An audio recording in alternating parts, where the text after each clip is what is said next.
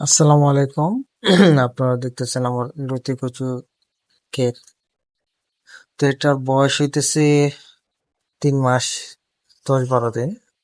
তো পানি শুকায় গেছে, কিছুদিন আগে পানি ছিল অনেক। তো আপনারা যারা লতি চাষ করবেন তাদের জন্য একটা পরামর্শ হলো যে যারা লতি চাষ করবেন কখনো লতিকে পানির নিচে ডুবায় রাখবেন না, পানি দেয়া। যদি ডুবায় রাখেন অনেকদিন, তাহলে লতি সব কালো হয়ে যাবে, যা বাজার মূল্য খুব কম আসবে। পুরা জমিটা দেখতেছেন কচু ক্ষেত। তো এটা হলো প্রায় 18 শতাংশ।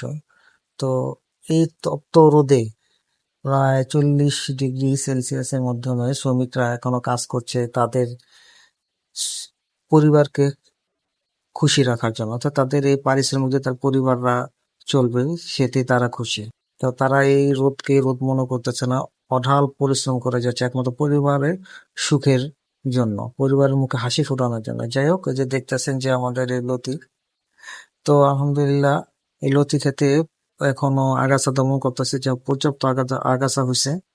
তো আপনি আপনাদেরকে একটা পরামর্শ দিতে চাই, অর্থাৎ যারাই লতি কচু চাষ করবেন বা কচু জাতীয় কন্দ ফসল চাষ করবেন, আগে প্রথমে সর্বপ্রথম একটা ভালোভাবে চাষ দিয়ে 2-3 বার, তারপর এটাকে আগাছানাশকে স্প্রে করে আবার চাষ দেবেন। তারপরে 10 দিন থেকে 7 দিন, অর্থাৎ 7 থেকে 10 দিন আপনারা এটা রেখে দিবেন জমিটা, তারপরে আপনার কচুটা লাগবে, তাহলে আগাছাটা খুব কম হবে। আমার এখানে আগাছা হওয়ার একটাই কারণ, কারণ আমি এখানে চাষ দিই নাই, চাষ না দিয়ে না বুঝেই এটা চাষ করছে। এখানে আগাছার জন্য প্রচুর আমার লেবার খরচ গেছে, যা ধারণার বাইরে।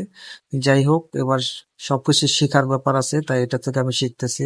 তা আলহামদুলিল্লাহ, তবু ফলন মোটামুটি আসতেছে, দেখি আল্লাহ পাক কি করে। যাই হোক, সবাই ভালো থাকবেন। আজকে এই পর্যন্তই। এই যে দেখতেছেন আমাদের লতি, এ পর্যন্তই। সবাই আমার প্রচেষ্টার জন্য দোয়া করবেন। খোদা হাফেজ।